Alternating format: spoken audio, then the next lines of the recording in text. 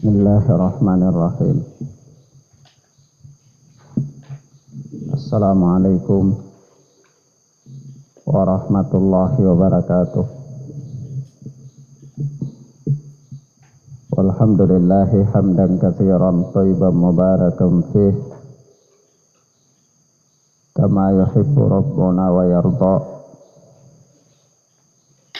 Ashhadu an la ilaha illallah wahdahu la syarika lah wa ashhadu anna Muhammadan abduhu wa rasuluh sallallahu alaihi wa ala alihi wa ashabihi wa man tabi'ahum bi ihsanin ila yaumil qiyamah. Amma ba'd. Ikhwan wa akhwat, a'azzani Allah wa iyyakum. Kita lanjutkan pelajaran kita dengan kitab Riyadhus Shalihin oleh Al-Imam An-Nawawi rahimana wa rahimahullah. Kita sampai pada hadis yang ke-337, yaitu berkata Al-Imam An-Nawawi rahimana wa rahimahullah, wa an Jundub bin Abdillah radhiyallahu anhu qala, dan dari Jundub bin Abdillah yang Allah telah meridhoinya, dia berkata, Jundub bin Abdillah adalah salah seorang sahabat Nabi sallallahu alaihi wa alihi wasallam. Dia berkata, qala Rasulullah sallallahu alaihi wasallam, Rasulullah sallallahu alaihi wasallam bersabda, man shalla salata subhi wa huwa fi dhimmatillah, barang siapa yang mengerjakan salat subuh maka dia berada dalam perlindungan Allah, yakni dhimmah, yakni jaminan keamanan. Barang siapa yang melakukan sholat subuh maka dia berada dalam perlindungan Allah Azza wa Jalla, atau dalam jaminan pengamanan Allah Tabaraka wa ta'ala. Fala yatlubannakum Allahu min dhimmatihi bisyai'in, maka jangan sekali-kali Allah meminta kepada kalian sesuatu pun dari jaminan perlindungannya. Fa innahu man yatlubhu min dhimmatihi bi syai'in yudrikhu, karena sesungguhnya barang siapa yang dituntut jaminannya oleh Allah meskipun sedikit, yudrikhu, pasti Allah akan mendapatkannya. Tsumma yakubbuhu ala wajhihi fi nari jahannam, kemudian Allah akan mencampakkannya ke dalam neraka jahannam. Allah Azza wa Jal akan mencampakkannya ke dalam neraka jahannam. Naam. Kata Imam Nawawi, rawahu Muslim. Hadis ini diriwayatkan oleh Al-Imam Muslim rahimana wa rahimahullah di dalam sahihnya. Ikhwana fiddin, azani Allah wa iyyakum. Di dalam hadis Jundub bin Abdullah ini, secara umum Rasulullah sallallahu alaihi wasallam mengabarkan tentang orang-orang yang hadir dalam sholat subuh. Tentunya sholat subuh berjamaah. Naam, bila tidak ada udzur. Di mana orang-orang tersebut sesungguhnya mereka berada di dalam atau berada di bawah jaminan pengamanan Allah Subhanahu wa ta'ala. Sehingga orang-orang yang berada di bawah jaminan pengamanan Allah Azza wa Jal, dia tidak boleh diganggu dan tidak boleh disakiti. Naam. Ya, barang siapa yang melakukan gangguan kepada mereka, maka sungguh dia telah melanggar syiar agama.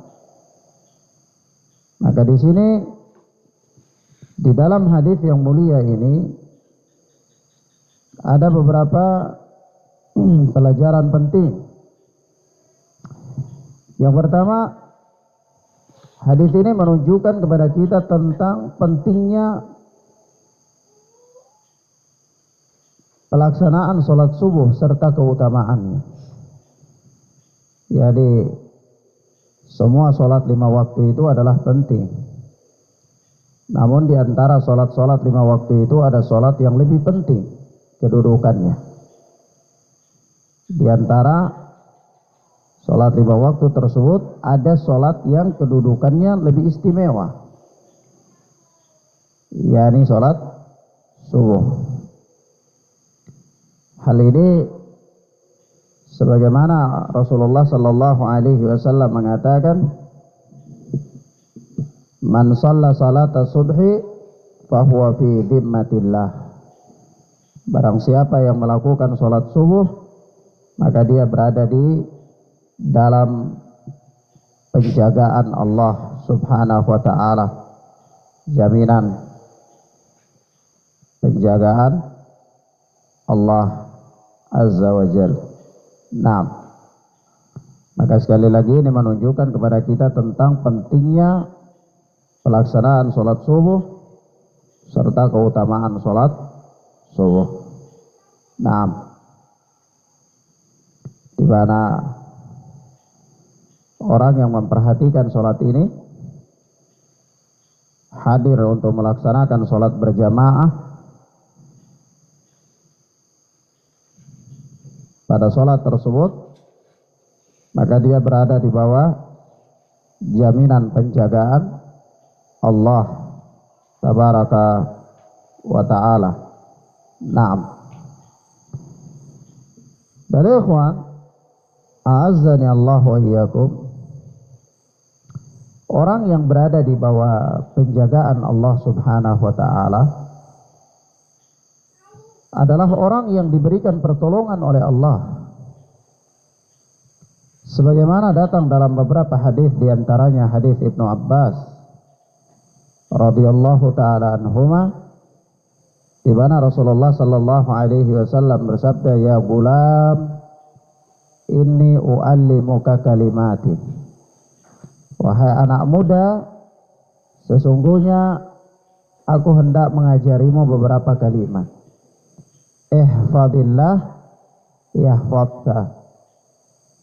Peliharalah Allah, niscaya Allah Azza wa Jalla akan memeliharamu. Ihfadillah tajidhu tujahaka.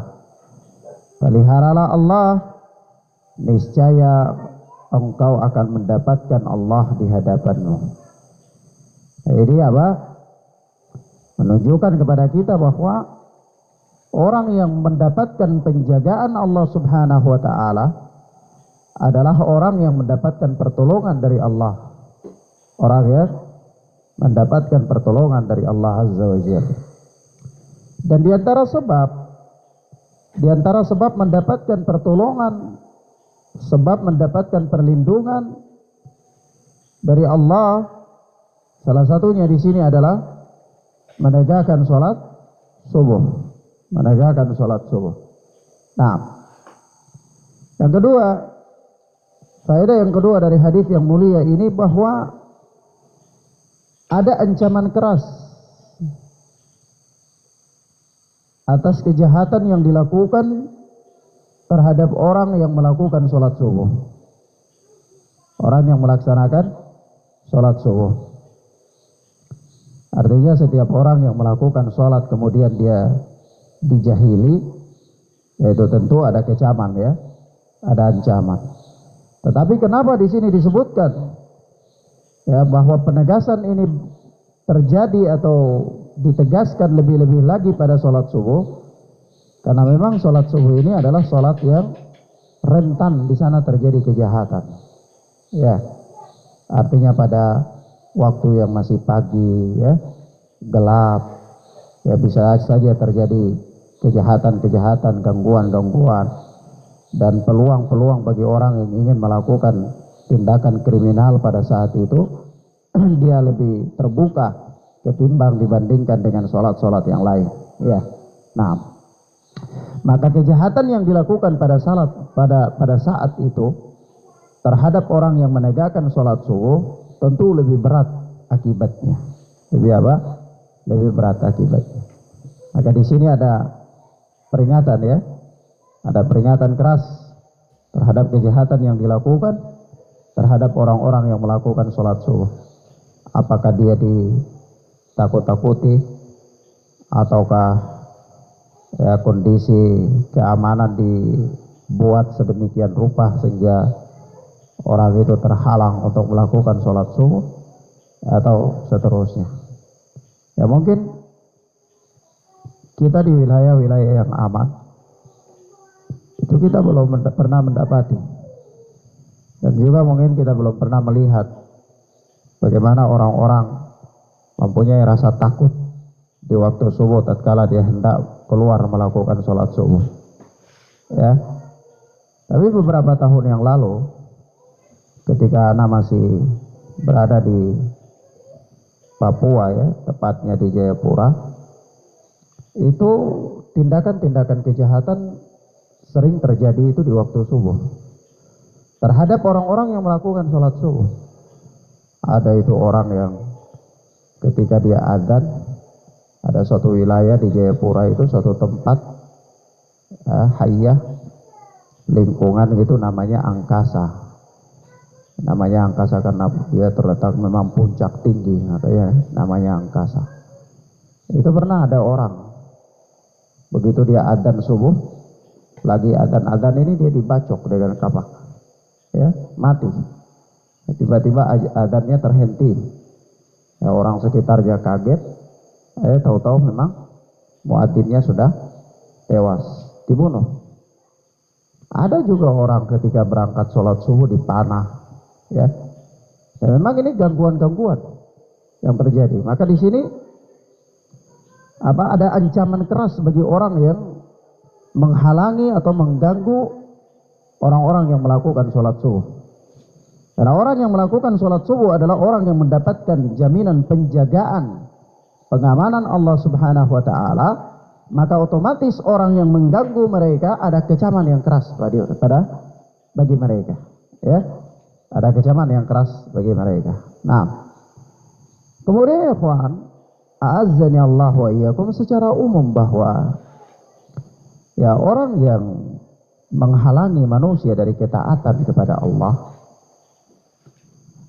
itu hakikatnya dia sedang menghalangi wali-wali Allah, mengganggu wali-wali Allah. Nah, wali-wali Allah adalah orang mukmin secara umum.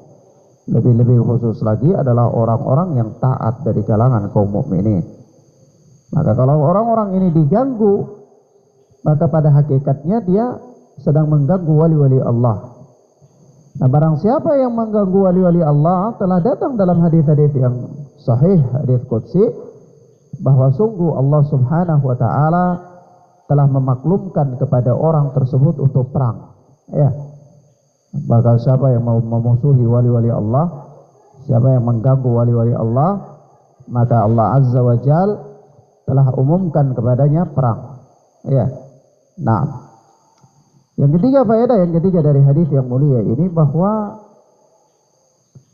ya, barang siapa yang berani melanggar jaminan Allah Azza wa Jal, maka sudah pasti atau layak dia ditimpakan azab oleh Allah, dia ditimpakan hukuman.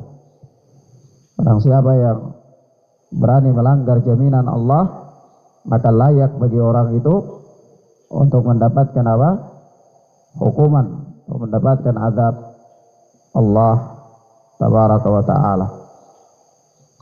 Nah, ya kenapa?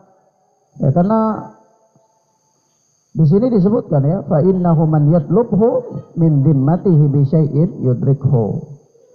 Ya, barang sesungguhnya siapa yang, karena sesungguhnya siapa yang Allah cari dia, Allah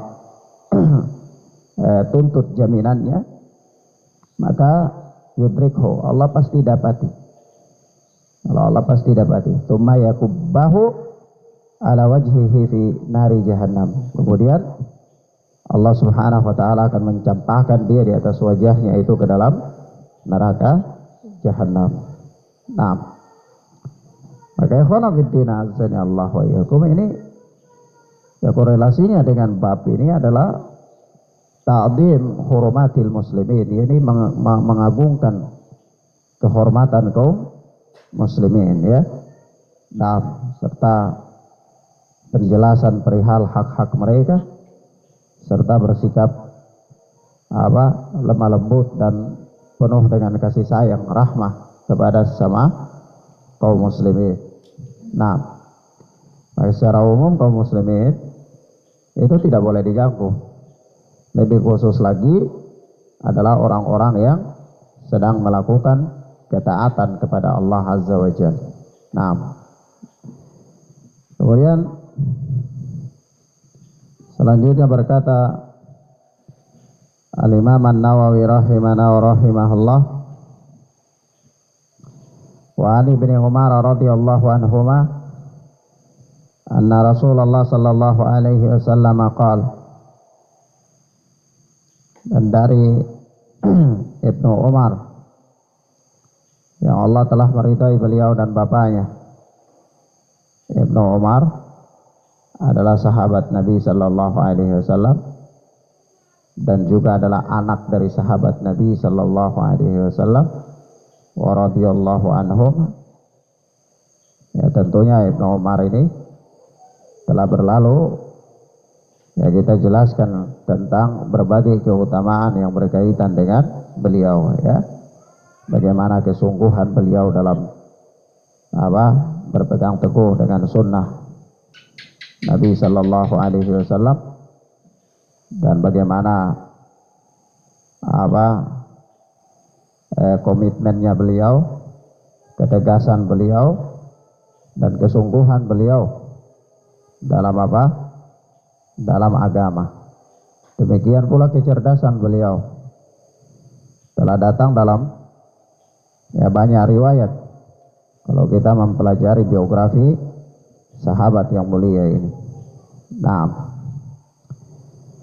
maka Ibnu Umar radhiyallahu taala anhuma berkata, anna Rasulullah sallallahu alaihi wasallam qala, bahwa Rasulullah sallallahu alaihi wasallam bersabda, al-muslim akhul muslim.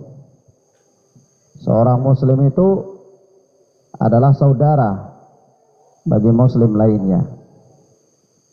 Seorang muslim itu adalah saudara bagi muslim yang lainnya. La yadlimuhu wa la yuslimuhu, maka janganlah yadlimuhu, yakni maka janganlah mendoliminya, dan jangan pula menyerahkan dia kepada musuh. Yani yuslimuhu, jangan menyerahkan dia. Maksudnya menyerahkan di sini, menyerahkan dia kepada musuh. Jadi jangan biarkan saudara muslim itu dianiaya, ya, atau didolimi oleh musuh. Harus dibela kehormatannya. Kenapa ya? Karena muslim itu akhul muslim. Seorang muslim itu saudara atas muslim yang lainnya. Nah, maka tidak boleh dia biarkan saudaranya itu didolimi, apalagi dia sendiri mendorong saudaranya untuk didolimi. Tidak boleh. Ya, nah, dia harus bela kehormatan saudaranya. Dia harus bela kehormatan saudaranya. Baik ketika ada di hadapan saudaranya atau ketika tidak ada di hadapan saudaranya. Kenapa? Karena ala kulli hal al-muslim akhul muslim. Seorang muslim itu adalah saudara bagi muslim yang lain. Maka kata Rasulullah sallallahu alaihi wasallam, al-muslim akhul muslim la yadlimuhu wa la yuslimuhu. Seorang muslim itu adalah saudara bagi muslim yang lain. La yadlimuhu, maka jangan engkau mendoliminya, wa la yuslimuhu, dan jangan engkau serahkan dia kepada musuh. Jangan celakai dia maksudnya, ya. Jangan mencelakakan dia. Ya, kalau kita ini kadang-kadang ya saudara kita tidak celaka, ya kita dorong dia supaya celaka. Ya, nah, padahal apa kata Rasulullah? La yuslimu, jangan membinasakan dia, jangan celakai dia. Dengan cara apa? Menyerahkan dia kepada musuh. Nah, man kana fi hajati akhi, kana Allahu fi hajati. Jadi, itu barang siapa yang peduli terhadap kebutuhan saudaranya, maka Allah selalu peduli terhadap kebutuhannya. Man kana fi hajati akhi, kana Allahu fi hajati. Ya, barang siapa yang selalu peduli atau barang siapa yang peduli terhadap kebutuhan saudaranya, kana Allahu fi hajati, maka Allah peduli terhadap hajatnya, terhadap kebutuhannya. Ya. Nah, jadi ya kawan, hakikatnya kalau kita membantu seseorang, jangan merasa berjasa. Ya. Jangan merasa berjasa. Justru kita harus berterima kasih. Kenapa? Karena kita diberikan peluang oleh Allah Subhanahu wa taala untuk meraih pahala melalui bantuan kita terhadap orang lain itu. Ini yang pertama. Yang kedua, ketika kita membantu orang lain, ini artinya kita sedang berusaha agar kita mendapatkan bantuan dari Allah Subhanahu wa taala. Ya. Dengan demikian, ketika kita membantu seseorang, jangan bangga. Ada orang kadang-kadang begitu dia bantu, ya dia rasa bangga, seolah-olah karena dia, gitu kan? Seolah-olah karena dia. Kalau bukan karena saya, si fulan itu sudah demikian, sudah demikian. Lah bukan karena Anda, bukan karena Anda. Justru ketika Anda berbuat baik atau ketika Anda menolong saudara Anda, hakikatnya Anda sedang menolong diri Anda sendiri. Ya, hakikatnya apa? Anda sedang menolong diri Anda sendiri. Kenapa? Karena di sini Rasulullah mengatakan, man kana fi hajati akhi, kana Allahu fi hajati. Barang siapa yang peduli terhadap kebutuhan saudaranya, maka Allah tabaraka wa ta'ala peduli terhadap kebutuhannya. Ya. Jadi siapa yang dia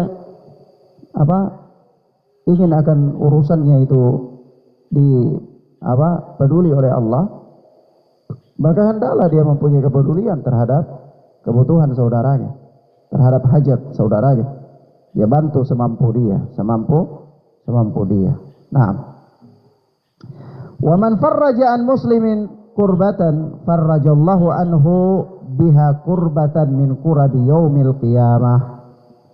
Nah, begitu kata Rasulullah sallallahu alaihi wasallam. Dan barang siapa yang menghilangkan suatu kesulitan, man farraja an muslimin kurbatan, barang siapa yang farraja itu melonggarkan, artinya menghilangkan, ya. Barang siapa yang menghilangkan dari seorang muslim suatu kesusahan, ya, farrajallahu anhu biha kurbatan min kurabi yaumil qiyamah. Niscaya Allah Subhanahu wa taala akan menghilangkan darinya satu kesusahan dari kesusahan-kesusahan di hari kiamat. Ya, Anda tahu sendiri ya bagaimana kesusahan pada hari kiamat itu. Ya, bagaimana kesulitan-kesulitan yang dihadapi oleh seseorang pada hari kiamat. Hari yang seseorang sangat butuh sekali mendapatkan pertolongan. Ya, seorang sangat butuh sekali agar kesulitan-kesulitan itu dilonggarkan oleh Allah, dimudahkan, dilapangkan dan disingkirkan oleh Allah Subhanahu wa taala. Maka dengan sebab dia menghilangkan kesulitan saudaranya, maka Allah Subhanahu wa taala akan menghilangkan kesulitannya ya dari kesulitan-kesulitan yang dihadapi pada hari kiamat. Wa man satara musliman, dan barang siapa yang menutup aib seorang muslim. Barang siapa yang menutup aib seorang muslim, satarahullahu yaumal qiyamah. Niscaya Allah akan menutup aibnya pada hari kiamat. Nah, kita jadi di sini apa? Kita ini diperintahkan untuk menutup aib seorang muslim. Kalau kita malah cari-cari aib ya, cari-cari aib. Tidak ada bahasan, suka cari aib, suka nanya, suka cari aib, cari peluang, tatabbu, tajassus, ya. Nah ini haram. Ya sementara apa? Rasulullah Sallallahu Alaihi Wasallam mengatakan, man satara musliman, satarahullahu yaumal qiyamah. Barang siapa yang menutup aib saudaranya muslim, seorang muslim, niscaya Allah Subhanahu wa taala akan menutup aibnya pada hari kiamat. Nah, kenapa? Ya karena hakikatnya al-muslim akhul muslim. Ya, seorang muslim itu saudara atas muslimnya yang lain. Kalau dia cari aib saudaranya, ya sama dengan dia cari aib dirinya sendiri. Ya, dia bongkar aib seorang muslim sama dengan dia bongkar aib saudaranya. Nah, hakikatnya sama. Kenapa? Ya karena dia mempunyai ikatan persaudaraan imaniyah, persaudaraan islamiyah. Ya. Nah, maka kata Imam Nawawi muttafaqun alaih. Hadis ini adalah hadis muttafaqun alaih. Hadis ini dikeluarkan oleh Imam Bukhari dan Muslim dalam sahih keduanya. Maka ikhwan fillah azza Allah wa iyyakum. Di sini secara umum Rasulullah Sallallahu Alaihi Wasallam menerangkan kepada kita dalam hadis yang mulia ini beberapa perkara yang sangat luar biasa sekali. Kalimatnya singkat tetapi padat maknanya ya. Maka kalimat yang pertama atau faedah yang pertama bahwa hakikatnya semua muslim itu adalah saudara.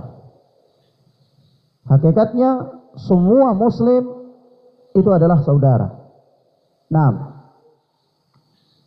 karena mereka saudara, ya saudara apa? Ya saudara imaniyah, saudara islamiyah, saudara seagama, saudara seiman. Nah, karena mereka saudara, maka selayaknya bagi mereka untuk saling mencintai, saling menolong, dan seterusnya, dan seterusnya. Nah, sehingga satu dengan yang lainnya itu saling menyempurnakan, saling menutupi. Ya, seseorang dia mempunyai kekurangan, jadi ditutupi oleh orang yang lain. Seorang dia punya kelemahan, ya dia kelemahannya disokong oleh yang lain. Kenapa? Karena hakikatnya mereka adalah saudara. Hakikatnya mereka adalah saudara. Nah, karena mereka saudara, maka harus hilang dari mereka hal-hal yang dapat memecah belah persaudaraan mereka. Rasulullah mengatakan apa? Tidak boleh saling mendolimi, tidak boleh mendolimi, tidak boleh menyerahkan dia ke musuh. Ini apa maksudnya? Ini sebab-sebab yang bisa merusak, meretakkan apa? Hubungan persaudaraan tersebut. Maka jika Rasulullah mengatakan bahwa seorang muslim itu adalah hakikatnya saudara dengan muslim yang lain, maka Rasulullah memperingatkan dari hal-hal yang dapat meretakkan hubungan kekeluargaan itu. Yaitu diantaranya saling mendolimi, diantaranya saling mencelakai. Iya kan? Orang kalau walaupun saudara ya, kalau saling mendolimi ya pasti retak persaudaraan. Kalau saling mencelakai juga pasti retak persaudaraan. Ya. Nah, dan ya ikhwan, perhatikan baik-baik. Kalau retak sebuah hubungan persaudaraan itu ibarat kaca. Ya. Walaupun antum bisa tempel lagi itu, dilengket lagi dengan lem, tetapi bekas retaknya itu tidak bisa hilang. Ya, tidak bisa hilang. Itulah hubungan manusia. Maka kecuali orang-orang yang dirahmati oleh Allah Subhanahu wa taala, ya. Kecuali orang-orang yang dirahmati oleh Allah Azza wa Jalla, yaitu orang-orang yang antara dia dengan seseorang, ya mungkin saja mereka bermusuhan, mungkin saja mereka tidak saling suka, mungkin saja mereka saling membenci, tetapi ka'annahu waliyun hamim. Mereka bersikap seolah-olah mereka adalah saudara yang sangat dekat sekali, ya. Ini hanya orang-orang yang dirahmati oleh Allah Subhanahu wa taala. Tapi pada umumnya manusia dalam hubungan persaudaraan mereka itu seperti kaca. Kalau sudah retak, walaupun bisa disambung, retaknya tidak bisa hilang. Ya, nah ada saja. Maka, ikhwanu fiddin azanillahu wa iyyakum. Ya, kita katakan di sini faedah yang pertama bahwa hakikatnya semua muslim itu adalah saudara. Karena hakikatnya semua muslim itu adalah saudara, maka sudah selayaknya bagi mereka untuk saling mencintai, saling tolong menolong, dan satu individu dengan individu yang lainnya saling menyokong. Saling apa? Saling menyokong. Nah, ya kenapa? Nah, persaudaraan inilah yang memang akan bermanfaat di akhirat. Akan bermanfaat di akhirat. Nah, Allah Subhanahu wa taala berfirman di dalam surat Al-Ahzab ayat yang kelima, "Fa illam ta'lamu aba'ahum fa ikhwanukum fid din." Dan jika kamu tidak mengetahui bapak mereka, maka panggillah mereka sebagai saudara-saudaramu seagama. Persoalan tahu nasabnya, tidak tahu nasabnya. Kalau dia adalah seagama, ya dia saudara seagama. Saudara seagama. Nah ini apa? Persaudaraan yang paling kuat. Sudah berulang kali kita katakan, bahkan ketika kita mempelajari kitab Mawsu'atul Adab Al-Islamiyah, jadi ensiklopedia adab Islam, ya kita katakan bahwa persaudaraan agama itu adalah persaudaraan yang paling kuat, ya, melebihi persaudaraan nasab, melebihi persaudaraan nasab. Nah, dan Allah Subhanahu wa taala berfirman dalam surat Az-Zukhruf ayat 67, "Al-akhillau yawma idzin ba'dhum li ba'din adu illal muttaqin." Teman-teman karib pada hari itu saling bermusuhan satu dengan lainnya, kecuali mereka yang bertakwa.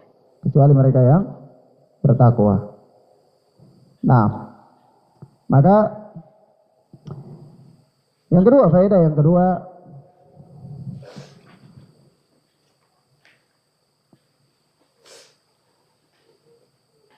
perhatian Islam dalam menjaga hubungan kekeluargaan atau hubungan persaudaraan seagama dengan memperingati dari perbuatan zalim dan perbuatan saling membinasakan. Nah, dari perbuatan zalim dan perbuatan saling membinasakan atau mencelakakan adalah perbuatan yang dapat merusak hubungan persaudaraan. Maka dari itu Islam sangat memotivasi seseorang supaya menjaga hubungan kekeluargaan. Maka Islam dia memperingati dari perbuatan-perbuatan tersebut, perbuatan-perbuatan yang dapat merusak hubungan kekeluargaan seagama itu. Nah, kemudian faedah yang berikut dari hadis yang mulia ini, yakni usaha dalam memenuhi kebutuhan dan menghilangkan kesulitan kaum muslimin adalah termasuk ibadah yang dengannya seseorang dapat mendekatkan diri kepada Allah, dan dengannya seseorang dapat mendekatkan diri kepada Allah Azza wa Jalla. Nah, jadi ketika seorang dia membantu orang lain, atau dia memenuhi kebutuhan orang lain, atau dia membantu menghilangkan kesusahan orang lain, maka Hakikatnya orang ini sedang beribadah kepada Allah. Ya, orang ini sedang beribadah kepada Allah. Jadi dia tidak layak, tidak pantas untuk dia banggakan. Oh, saya telah membantu orang ini demikian, saya telah lakukan ini. Tidak pantas. Kenapa? Karena dia beribadah kepada Allah dan ibadah itu membutuhkan keikhlasan. Ya, ibadah itu membutuhkan keikhlasan.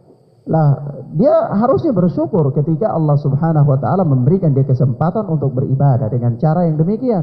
Ya, beribadah dengan cara yang demikian. Nah, begitu pula ya orang yang mendapatkan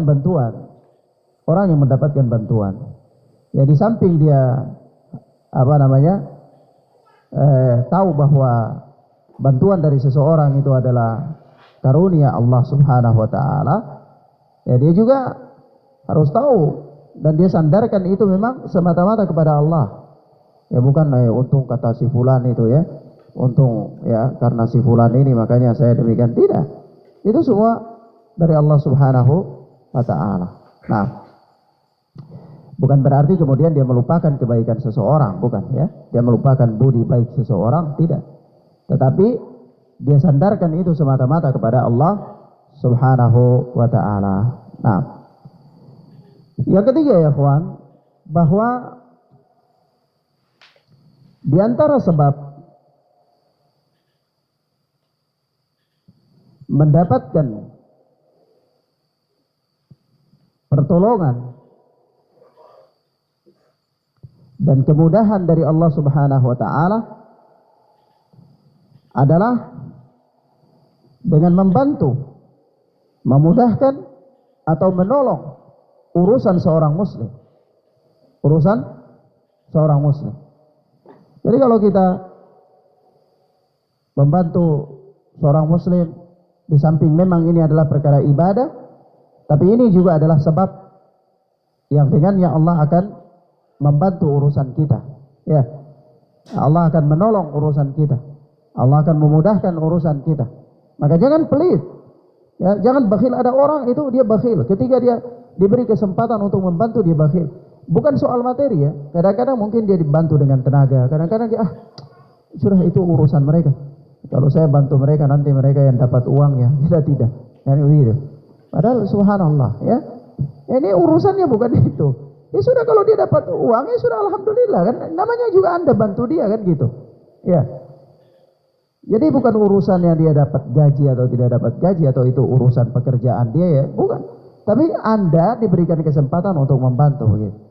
Ya, di samping itu adalah Anda beribadah kepada Allah, ya, Anda sedang beribadah kepada Allah Azza wa Jal, tapi itu juga adalah sebab yang dengannya Allah bisa memudahkan urusan Anda, ya. Nah, kemudian faedah yang berikut di sini ya, kawan.